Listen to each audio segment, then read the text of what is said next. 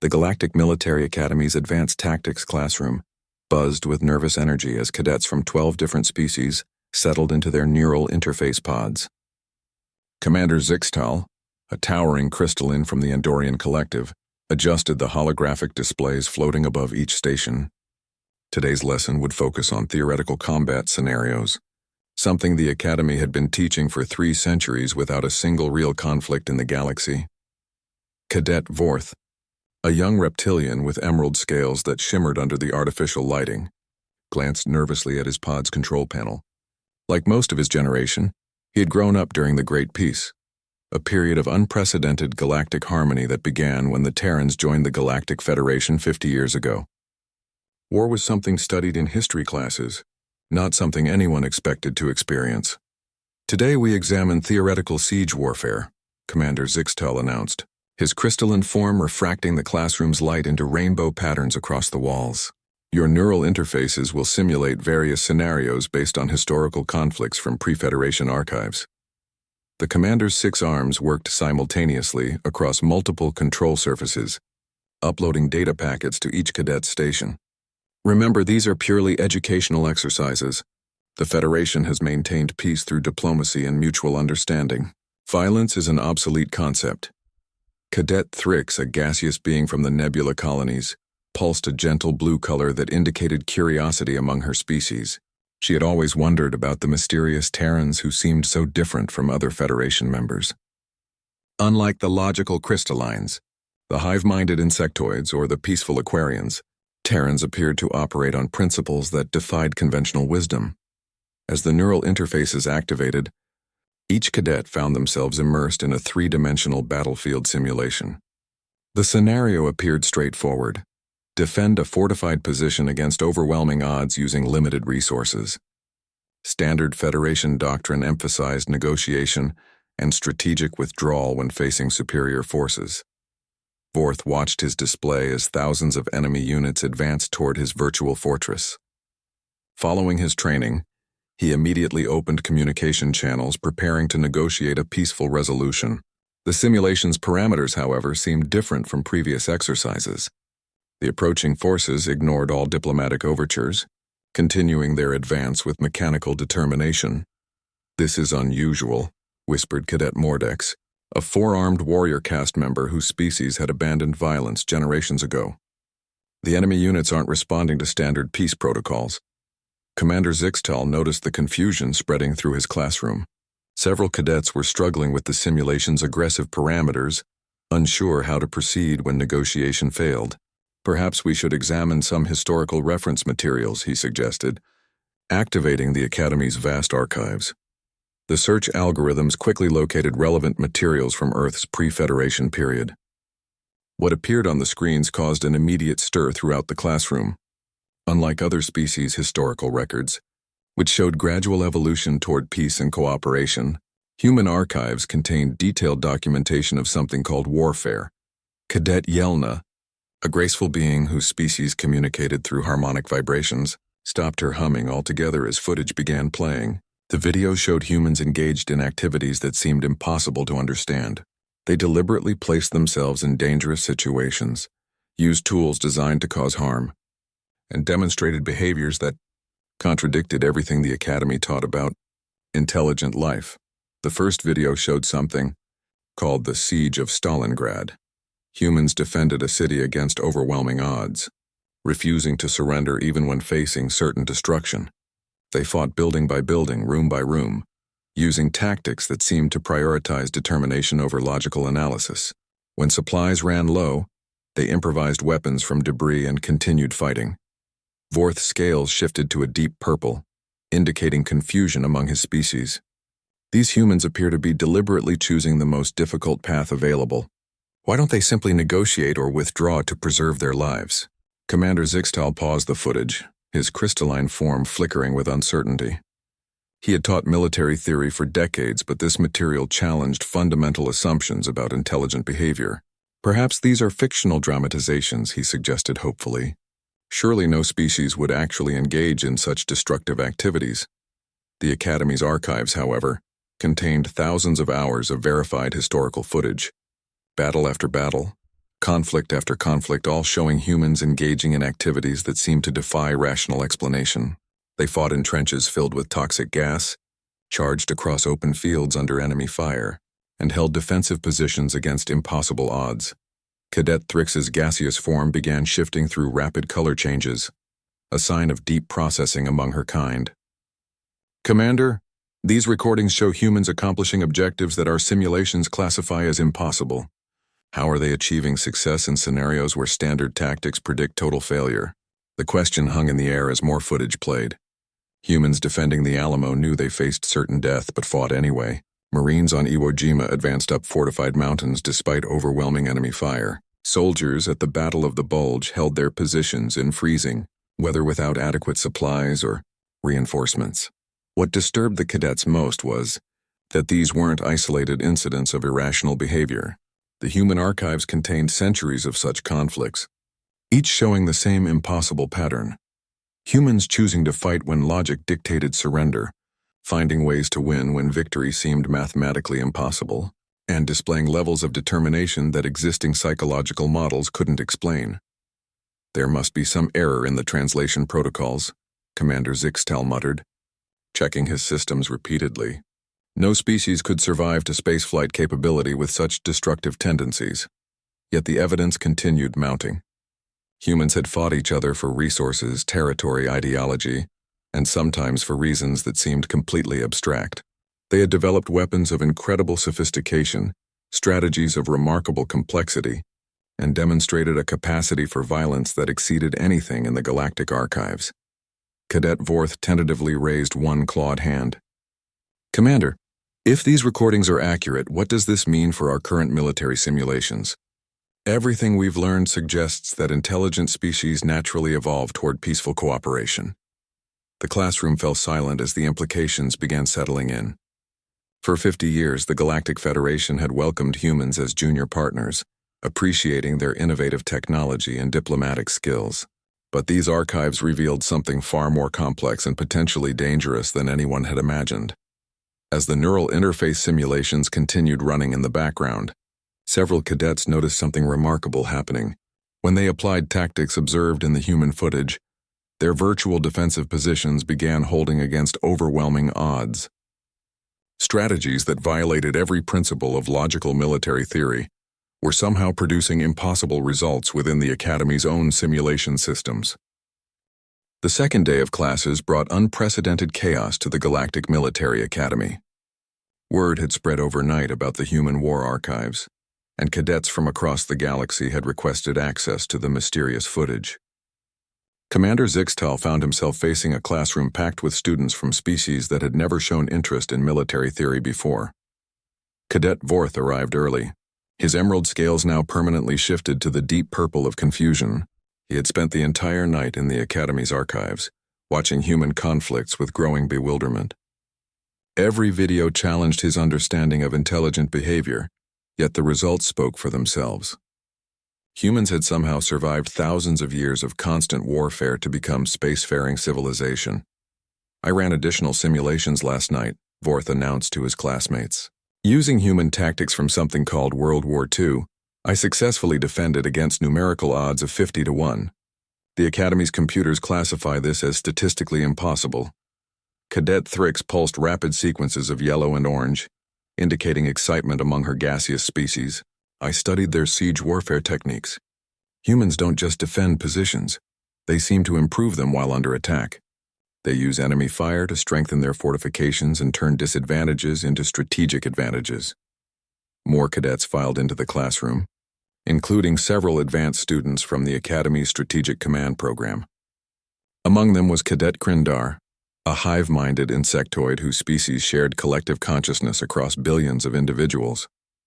The idea of individual sacrifice for group survival should have been familiar to his kind, yet human warfare displayed patterns that even the hive mind found disturbing. Individual humans make decisions without consulting their group. Krindar clicked through his mandibles. They sacrifice themselves for abstract concepts like honor and duty that provide no measurable survival advantage. Yet somehow these irrational choices lead to group victory. Commander Zixtel activated the holographic displays, feeling increasingly uncomfortable with the direction these discussions were taking. As an instructor, he was supposed to provide clarity and understanding, but human warfare seemed to operate on principles that contradicted established scientific knowledge about intelligent species development. Today we'll examine more recent human conflicts, he announced reluctantly. Perhaps their modern warfare shows evolution toward more rational approaches. The footage that appeared made yesterday's material seem tame by comparison. Humans in Vietnam fought in jungles against enemies they could barely see, using tactics that seemed designed to maximize danger rather than minimize it. They volunteered for missions with minimal survival probability, competed for opportunities to face greater risks, and demonstrated levels of aggression that the Academy's psychological profiles couldn't categorize. Cadet Mordex, whose warrior species had abandoned violence centuries ago, watched in fascination as human soldiers deliberately exposed themselves to enemy fire to protect their comrades. This behavior contradicts basic survival instincts. Why do they risk certain death for individuals with no genetic relationship to themselves? The question prompted deeper investigation into human social structures. Unlike species that cooperated through logical agreements or genetic programming, humans seemed to form emotional bonds that overrode rational self-interest. They fought not just for territory or resources, but for abstractions like freedom, justice, and the safety of people they had never met. One video showed a single human soldier in Afghanistan holding a defensive position against dozens of attackers while his unit evacuated wounded comrades. He had no expectation of survival, no logical reason to continue fighting, yet he maintained his position until the last possible moment. When reinforcements arrived, they found him surrounded by enemy casualties, still defending an empty building because he had promised to do so.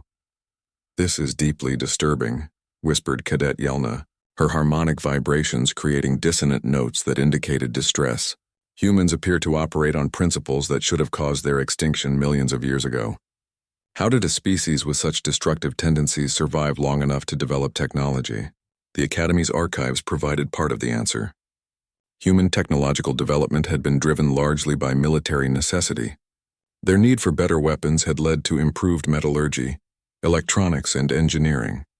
Their requirement for reliable communication during conflicts had produced advanced information systems. Even their space program had originated from military rocket technology. Commander Zixtel paused the footage, his crystalline form flickering with rapid light patterns that indicated deep processing. Perhaps we're misinterpreting these recordings. Surely the humans we know in the Federation are different from these historical examples. To test this hypothesis, he accessed contemporary records from human Federation colonies. What he found was even more puzzling. Modern humans maintained military units even during the Great Peace. They conducted training exercises that simulated the same violent conflicts shown in the historical archives. Most surprisingly, they seemed to enjoy these activities. Video logs from human military academies showed young humans voluntarily subjecting themselves to extreme physical and mental stress. They competed aggressively in mock combat scenarios, celebrated victories in simulated warfare, and expressed disappointment when assigned to peaceful missions. Unlike other Federation species, who had gradually eliminated such behaviors through rational social evolution, humans seemed to actively preserve their capacity for violence. Cadet Vorth raised a clawed hand nervously. "Commander, I've been corresponding with human cadets at their military academy on Earth. They confirmed that these training exercises are accurate representations of their capabilities. They also mentioned something called military history that all human officers are required to study." The implication sent ripples of concern throughout the classroom. Other Federation species had abandoned their violent histories as embarrassing reminders of primitive thinking. Humans, however, had preserved detailed records of their conflicts and continued teaching warfare techniques to new generations. They maintained this knowledge despite 50 years of galactic peace. "There's something else," Thrix pulsed nervously. "I accessed shipping records from human colonies. They've been quietly stockpiling materials that have no civilian applications, strategic metals, advanced polymers, and chemical compounds that our databases identify as weapons components." Commander Zixtal's light patterns shifted to rapid red flashes, indicating alarm among his crystalline species. The evidence suggested that humans had joined the Federation not as reformed primitives seeking enlightenment, but as a militaristic species, maintaining their capabilities while presenting a peaceful facade. More disturbing still was the realization that human diplomatic successes throughout the Federation might not have resulted from superior negotiation skills, but from subtle intimidation. Other species had been unconsciously deferring to humans, sensing something dangerous beneath their friendly exterior without understanding what they were responding to. As class ended, the cadets departed in small groups, their conversations subdued and worried. They had discovered that their galaxy contained a species fundamentally different from all others, one that had not only survived constant warfare, but had apparently thrived because of it. The humans they had welcomed as peaceful neighbors were descendants of the most successful warriors in galactic history, and now these warriors possessed technology, resources, and influence throughout every sector of Federation space. The Academy's emergency faculty meeting convened at dawn, with representatives from every major Federation species gathering in the secure conference chamber. Commander Zixtal found himself at the center of a controversy that was rapidly spreading beyond the Academy's walls.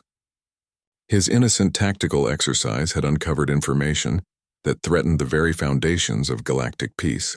Admiral Thessarian, the Academy's Aquarian commander, flowed into her specialized tank with visible agitation. Her species had evolved in peaceful ocean environments where cooperation meant survival, and the concept of organized violence was nearly incomprehensible to them. Commander Zixtal explained how a routine training simulation has created this level of panic among our student body. The crystalline instructor projected holographic displays showing the previous day's discoveries. Battle footage from Earth's history filled the chamber, accompanied by statistical analyses that painted an increasingly disturbing picture. Admiral, the human archives contain documented evidence of warfare capabilities that exceed our theoretical models by several orders of magnitude. Dr. Vormek, the Academy's insectoid science advisor, clicked rapidly through his mandibles as he processed the data. His species understood sacrifice for the greater good through hive mind consciousness. But human warfare showed individuals making such choices independently, without central coordination. These tactics should not be possible without telepathic communication networks. How do humans coordinate such complex strategies through primitive vocal communication? The question prompted deeper investigation into human military doctrine. Unlike other species that relied on logical command structures or instinctive behaviors, humans had developed something called initiative that allowed individual soldiers to make independent decisions that somehow supported overall objectives. They adapted tactics in real time, improvised solutions to unexpected problems, and demonstrated creativity under extreme stress. Admiral Thessarian reviewed footage from human conflicts with growing alarm. These recordings show humans engaging in activities that violate basic psychological principles. They advance toward danger rather than away from it, seek combat rather than avoid it, and appear to gain satisfaction from victory in violent encounters. More troubling discoveries emerged as the faculty dug deeper into human cultural archives. Their entertainment media celebrated warfare through movies, games, and literature that glorified combat. Their sports involved physical competition that mimicked battlefield scenarios. Even their children played games that simulated hunting and fighting, preparing them psychologically for violence from an early age. Professor Zenthala, a peaceful plant-based being whose species communicated through chemical exchanges, rustled her leaves nervously. Their entire culture appears designed to maintain and enhance combat readiness. While other species evolved beyond such primitive behaviors, humans have deliberately preserved and refined them. The faculty reviewed Federation integration records, discovering patterns that had been overlooked during humanity's peaceful admission 50 years earlier. Human colonies consistently chose frontier worlds that other species considered too dangerous or resource-poor. They volunteered for exploration missions in hostile environments that intimidated more cautious species. Most significantly, they had quietly established training facilities on remote worlds, where they practiced the same warfare techniques. Documented in their historical archives, Commander Zixtal highlighted shipping manifests that revealed extensive movement of materials between human colonies. They're not just maintaining their military knowledge, they're actively developing new capabilities.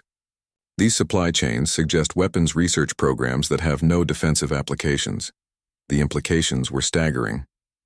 For 50 years, the Federation had assumed that humans were following the same evolutionary path as other intelligent species, gradually abandoning violence in favor of peaceful cooperation.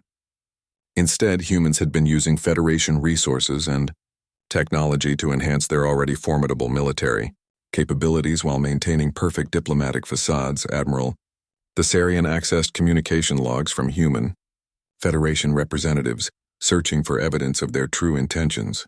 What she found was equally disturbing and impressive. Human diplomats had been subtly gathering intelligence on every Federation species, learning about military capabilities, resource distribution, and potential strategic weaknesses while sharing minimal information about their own true capabilities. Look at this pattern, she indicated through bioluminescent displays on her tank. Every human cultural exchange program has included detailed studies of our infrastructure, logistics networks, and planetary defenses. They've been conducting reconnaissance operations disguised as scientific collaboration.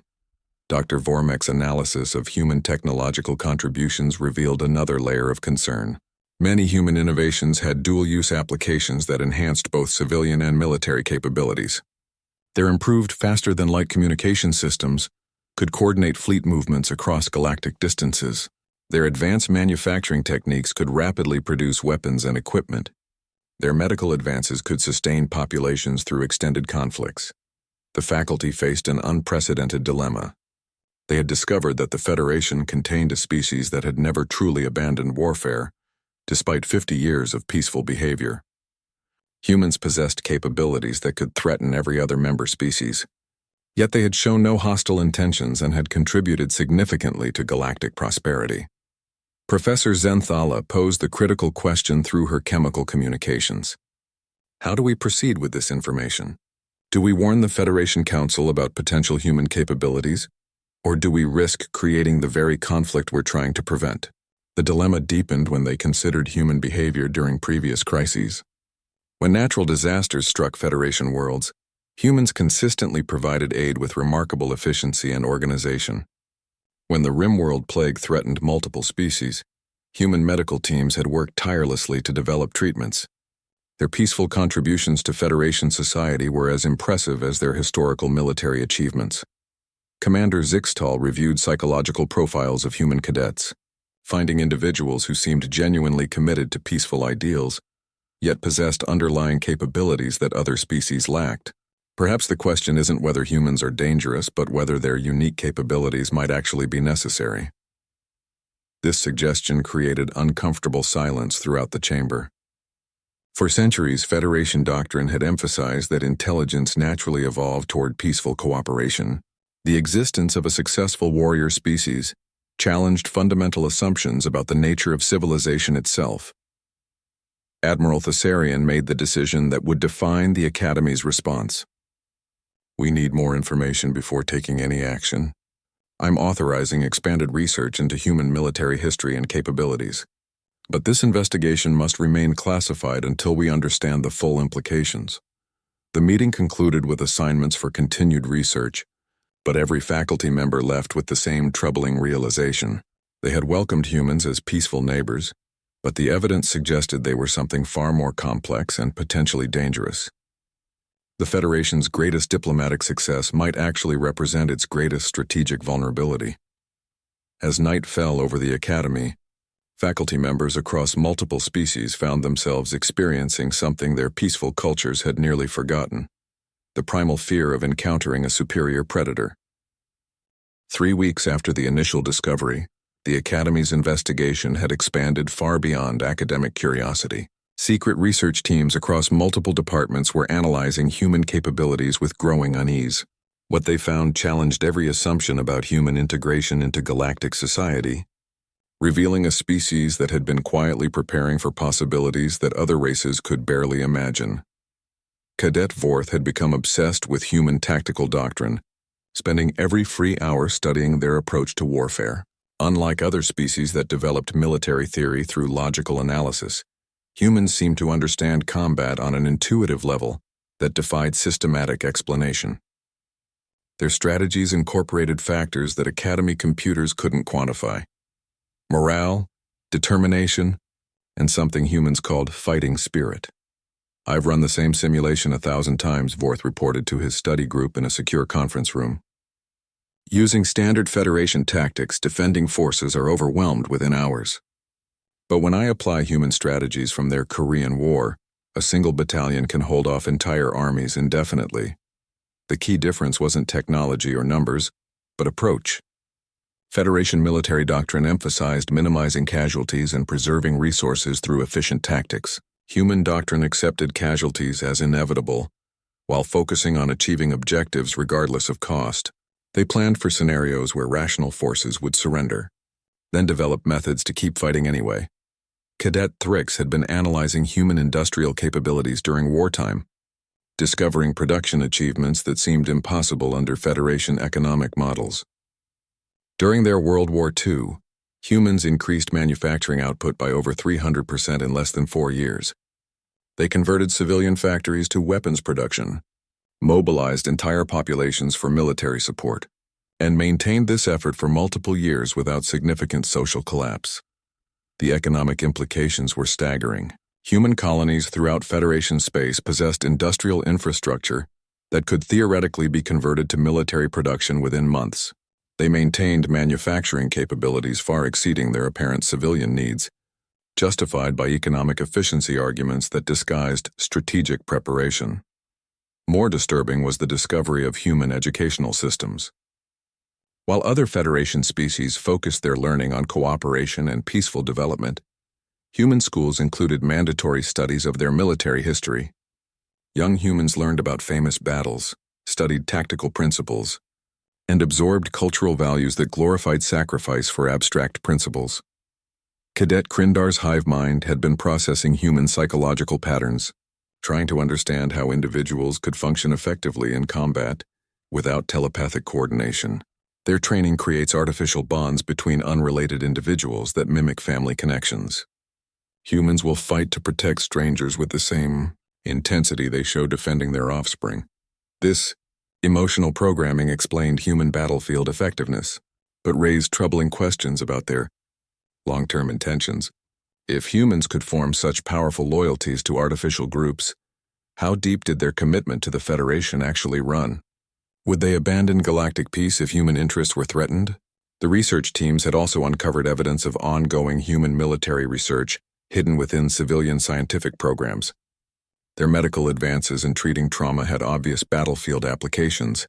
Their materials science research focused on substances with defensive properties. Their computer systems incorporated security features that suggested preparation for information warfare. Commander Zixtal reviewed reports from intelligence sources throughout human space, finding patterns that supported their worst fears. Human colonies maintained communication networks that operated independently of Federation systems. They stockpiled resources that exceeded reasonable civilian requirements. Most alarming, they conducted training exercises that had no apparent purpose other than maintaining combat readiness. "We've been monitoring human cultural exchanges with other Federation species," reported Dr. Vormek during a classified briefing. "They're not just learning about our societies. They're conducting detailed assessments of our military capabilities, industrial resources, and potential strategic weaknesses." The evidence suggested that humans had been preparing for conflict since joining the Federation, not because they planned aggression, but because they couldn't conceive of a universe where conflict wasn't inevitable. Their warrior culture compelled them to ready themselves for wars that might never come, making them simultaneously the Federation's greatest asset and its greatest potential threat. Professor Zenthala had been studying human diplomatic communications, discovering sophisticated psychological manipulation techniques disguised as friendly cooperation. Their negotiation strategies incorporate elements from their military doctrine. They gather intelligence, identify weaknesses, and gradually position themselves for advantage while maintaining appearances of mutual benefit. This revelation recontextualized 50 years of human diplomatic success. Agreements that other species viewed as generous compromises might actually represent strategic victories achieved through superior understanding of negotiation as a form of warfare. Humans had been winning peaceful battles that other species didn't even realize were being fought. The Academy's investigation was complicated by the fact that many faculty members had developed genuine respect for human capabilities. Their research revealed a species that had survived countless challenges through determination, adaptability, and refusal to accept defeat. These were admirable qualities, even if their implications were frightening. Admiral Thessarian called for another emergency session as new intelligence arrived from Federation monitoring stations. We've detected unusual activity in human space. Multiple colonies are conducting synchronized exercises that suggest coordination for purposes we don't understand. The synchronized activities involve civilian populations practicing emergency procedures, industrial facilities testing rapid conversion protocols, and transportation networks rehearsing large-scale logistics operations. To outside observers, these appeared to be standard emergency preparedness exercises. To the Academy's increasingly paranoid analysts, they looked like preparation for total war. Cadet Vorth made a disturbing observation during the briefing. If humans have been preparing for conflict this entire time, why haven't they acted? They possess capabilities that could overwhelm any Federation defense, yet they've maintained perfect peaceful behavior for 50 years.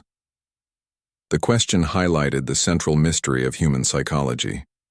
They possessed the will and capability for devastating warfare, yet they had chosen cooperation and diplomacy.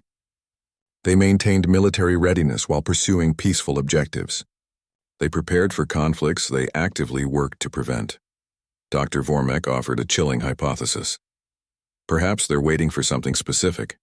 Their historical records show patterns of defensive warfare where they allowed enemies to attack first, then responded with overwhelming force. They might be positioned to justify any future actions as defensive responses to external threats. As the investigation continued, the Academy's researchers found themselves caught between admiration for human capabilities and terror at their implications. They had discovered a species that could potentially dominate the galaxy, but chose not to do so. The question that haunted their analysis was simple but unanswerable. How long would humans continue to choose peace over the warfare they were so obviously prepared to wage? The breaking point came when Cadet Vorth made direct contact with human military personnel. Unable to resist his growing obsession with human warfare, he had established communication with Lieutenant Sarah Chen at Earth's Starfleet Academy. What began as innocent academic exchange quickly revealed information that sent shockwaves through the investigation team. Lieutenant Chen confirmed something we suspected, but hoped wasn't true. Vorth announced during an emergency meeting of the research group. His emerald scales had permanently shifted to deep purple, and his usual calm demeanor had been replaced by barely controlled anxiety. Humans maintained detailed contingency plans for warfare against every Federation species. The revelation came during what Lieutenant Chen considered casual conversation about military theory. She had mentioned humanity's tradition of strategic planning, casually referencing war games that simulated conflicts with hypothetical alien adversaries. To her, this was standard military preparation. To Vorth, it was confirmation of his worst fears about human intentions. Cadet Thrix pulsed rapid orange and red patterns as she shared her own discoveries. I accessed shipping records from human military contractors. They've been secretly developing weapons systems specifically designed to counter Federation species' biological and technological advantages. Sonic weapons to disrupt Aquarian communication, crystalline disruption fields to shatter Zixtal's people, and atmospheric processors that could make insectoid worlds uninhabitable. The implications were terrifying. While other Federation species had trusted in permanent peace, humans had been quietly developing methods to fight wars that no one else could even imagine. They possessed detailed intelligence on every member species' vulnerabilities and had created weapons specifically designed to exploit those weaknesses. Commander Zixtal reviewed the evidence with growing alarm. Human contingency planning exceeded mere defensive preparation. It represented comprehensive offensive capabilities against targets that considered themselves allies. This suggests that humans view the Federation not as a permanent alliance, but as a temporary arrangement that could become hostile at any moment. More disturbing discoveries followed. As the investigation expanded, human cultural archives contained extensive speculation about alien psychology, biology, and strategic capabilities. Their entertainment industry regularly produced scenarios involving warfare against alien species, desensitizing their population to the possibility of interspecies conflict while simultaneously educating them about potential enemy characteristics. Dr. Vormik's analysis revealed the sophisticated nature of human strategic thinking. Their planning incorporates variables that our military computers don't even recognize. They account for cultural factors, psychological warfare, and economic disruption in ways that suggest deep understanding of how to destroy civilizations without necessarily destroying populations. The research team discovered that humans had been conducting subtle psychological studies of other Federation species for decades. Their anthropologists, sociologists, and diplomats had been gathering information that could be used to predict alien behavior under stress, identify breaking points in alien societies, and develop strategies for psychological warfare that could destroy enemy morale without firing a shot. Cadet Krindar's hive mind processed the information with growing horror. They understand us better than we understand ourselves. Human psychological profiles of our species are more accurate than our own self-assessments. They've identified weaknesses in our social structures that we didn't know existed. The evidence painted a picture of humanity as the ultimate predator species, one that had evolved to understand, hunt, and defeat any potential enemy through superior intelligence gathering and strategic preparation.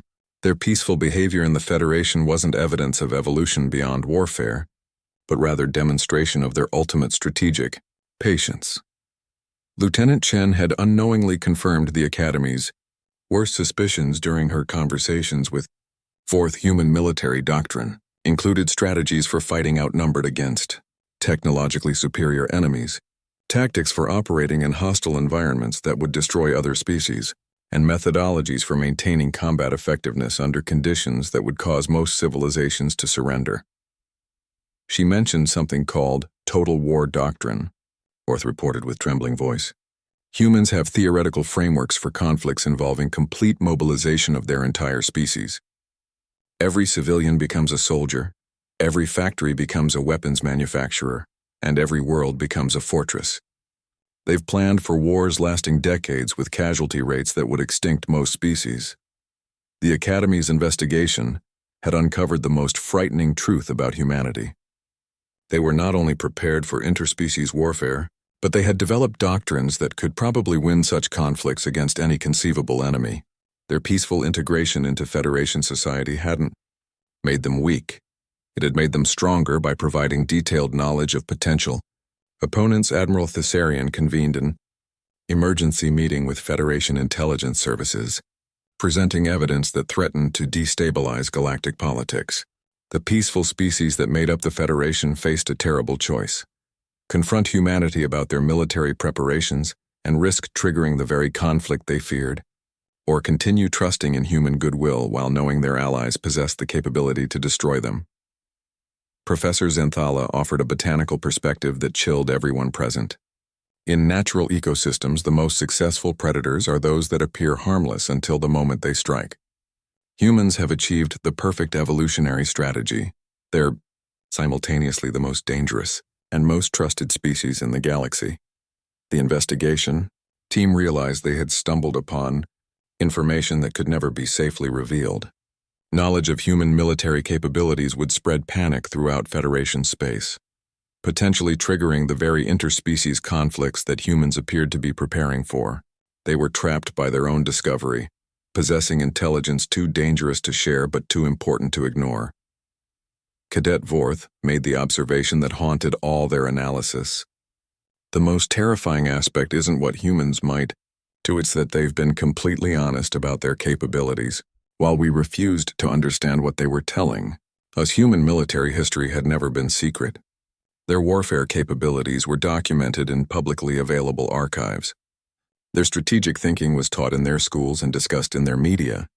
The Federation had simply chosen to interpret this information as historical curiosity rather than ongoing preparation, assuming that advanced species naturally abandon such primitive behaviors. The truth was that humans had been preparing for warfare while hoping it would never be necessary. They maintained their capabilities not because they wanted to fight, but because their culture couldn't conceive of a universe where conflict was permanently eliminated. They were the galaxy's most peaceful warriors, and possibly its most dangerous allies.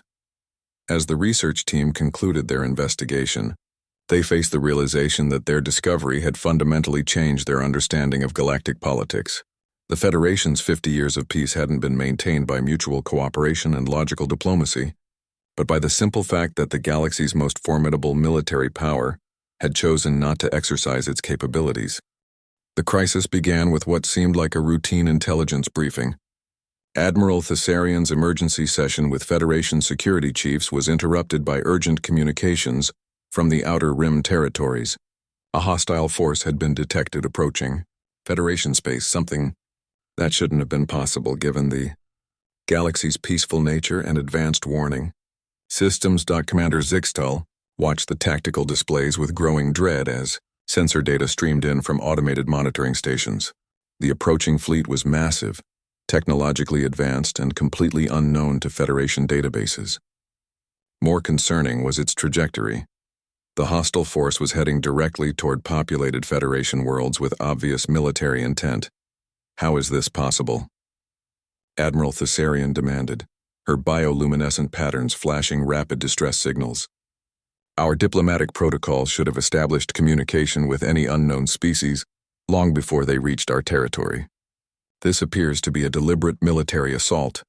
The enemy fleet consisted of thousands of vessels using technology that Federation scientists couldn't immediately analyze.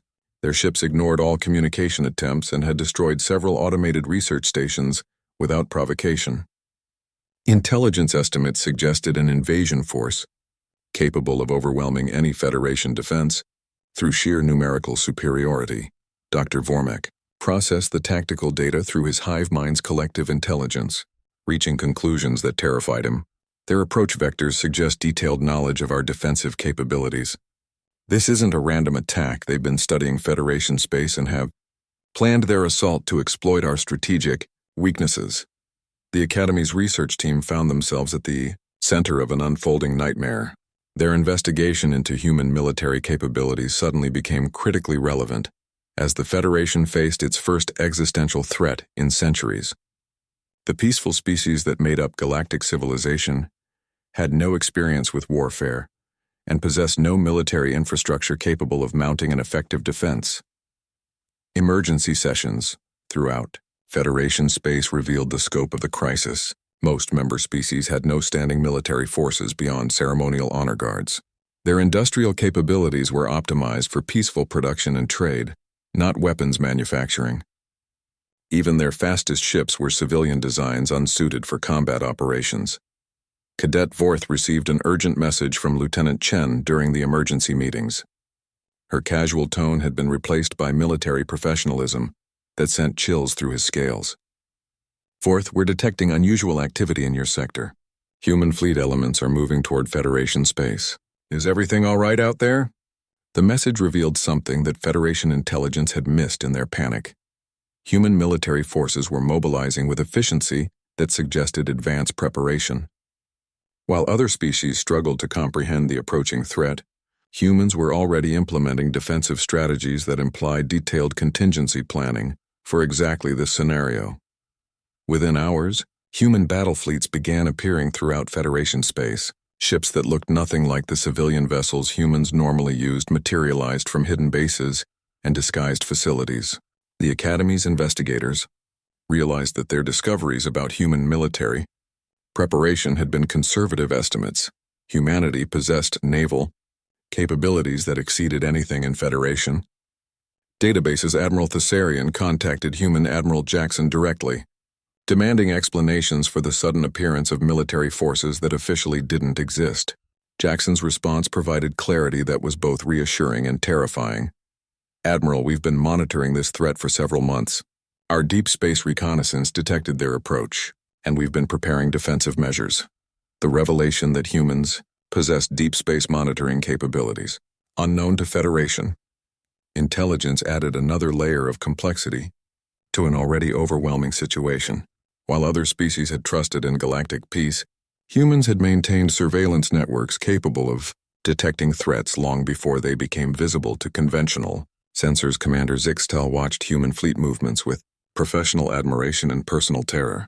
Their ships moved with precision that indicated extensive tactical training, deployed in formations that maximized combat effectiveness, and demonstrated coordination that suggested preparation for exactly this type of large-scale conflict.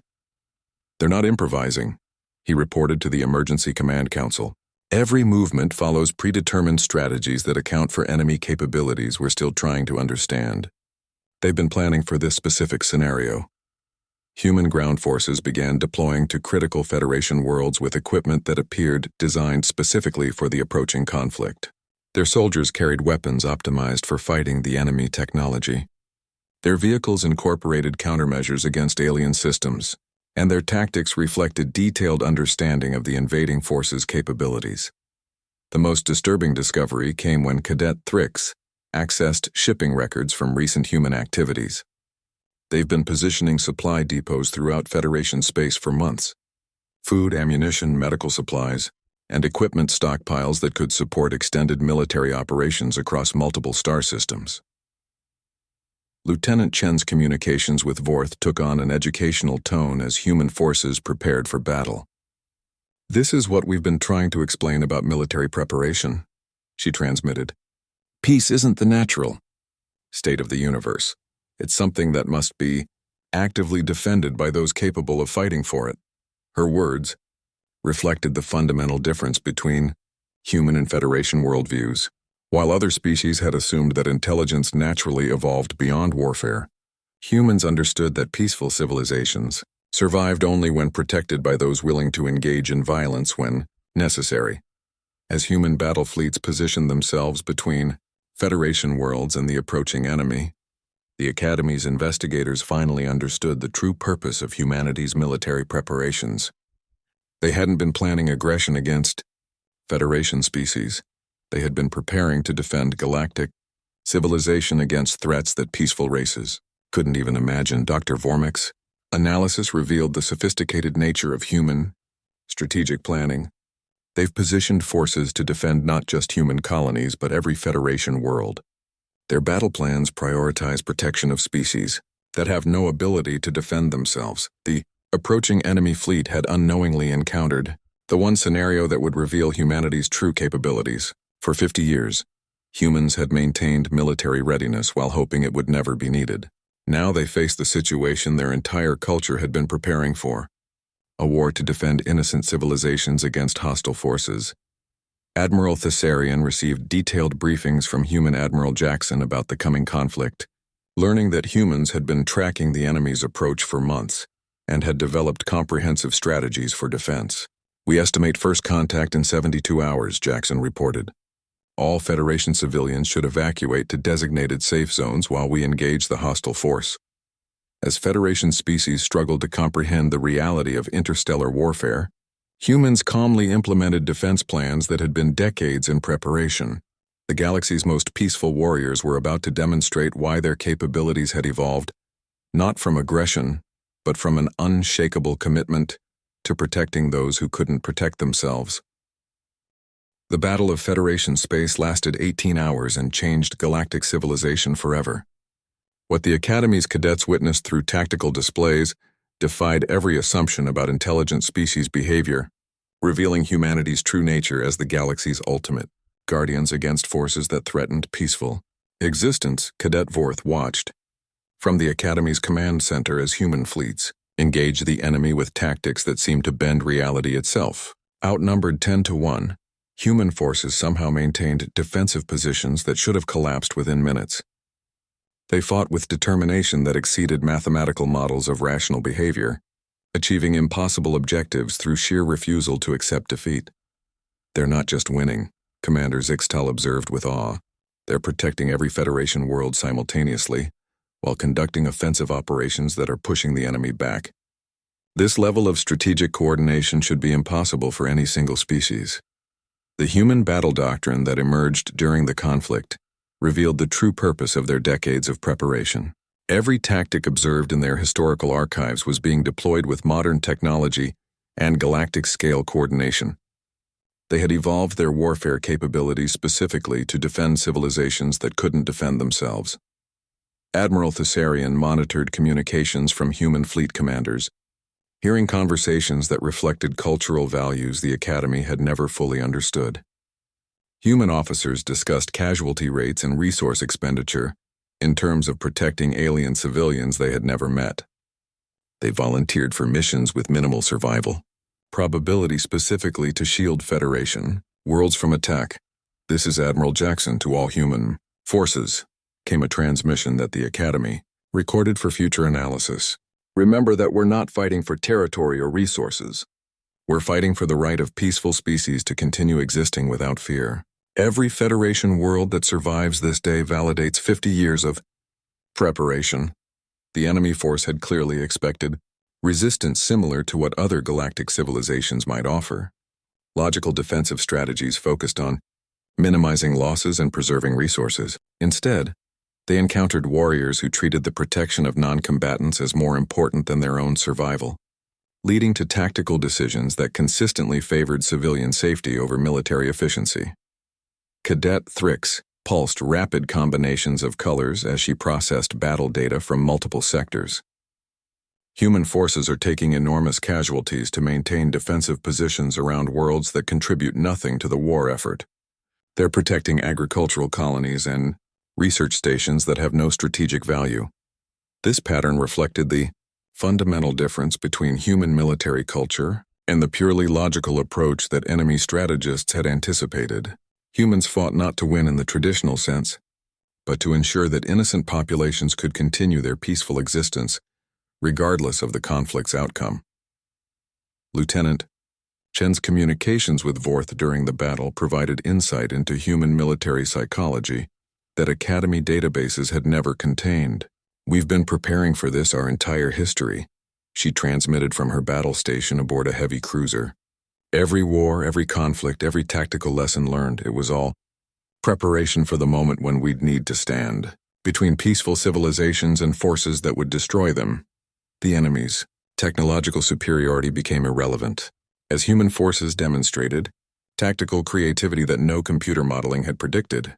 They converted civilian infrastructure into military assets, improvised weapons from industrial materials, and coordinated resistance efforts that transformed entire star systems into defensive fortresses.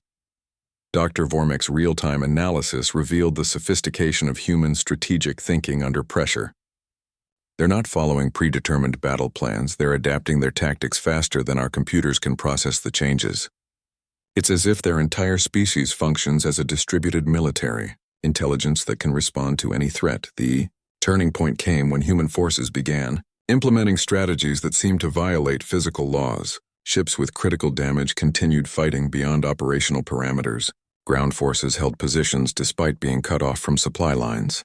Individual humans made tactical decisions that sacrificed personal survival for marginal advantages in protecting civilian populations.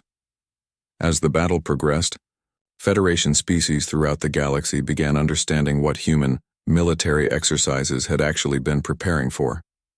Every drill, every training scenario, every tactical study had been designed to create warriors capable of defending civilizations that had never experienced warfare. "Commander," Sixtel received reports from human commanders that revealed the true scope of their preparation. "Sir, we've been coordinating this defense for 50 years. Every human colony placement, every trade agreement, every diplomatic mission was positioned to maximize our ability to protect Federation space when this threat materialized." The realization that humanity's entire integration into galactic society had been structured around defensive preparation, rather than personal benefit fundamentally, changed how other species viewed their human neighbors. They hadn't been pursuing their own interests while maintaining military capabilities. They had been positioning themselves to serve as the Federation's shield against exactly the type of threat they now faced. The enemy force began withdrawing after suffering casualties that exceeded their strategic objectives, but not before human forces had demonstrated capabilities that redefined galactic power structures. They possessed not only the technology and tactics necessary for interstellar warfare, but the cultural commitment to use those capabilities exclusively for protection of peaceful civilizations. Admiral Thessarian received the final battle reports with a mixture of gratitude and profound unease. Human forces had saved the Federation, but the cost in human casualties had been enormous. More disturbing was the realization that humans had accepted these losses as necessary, while other species could only watch helplessly from protected shelters. The casualty reports are classified, Admiral Jackson transmitted to Federation Command.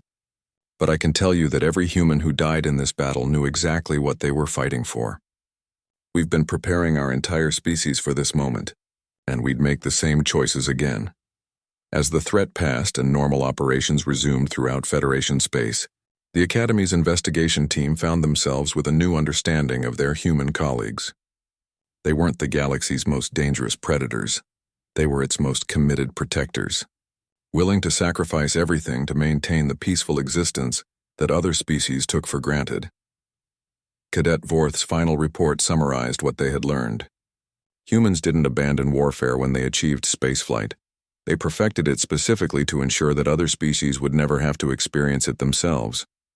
They are warriors not because they love conflict, but because they understand that someone must be prepared to fight so that others can remain peaceful.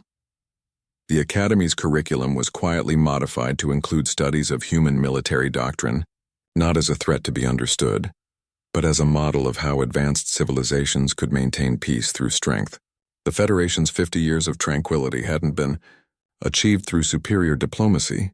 It had been protected by a species willing to bear the burden of preparing for wars they hoped would never come. In the end, the alien cadets learned that humanity's greatest weapon wasn't their technology or tactics, but their unwavering commitment to ensuring that peaceful species could continue existing in a universe that was far more dangerous than any of them had ever imagined.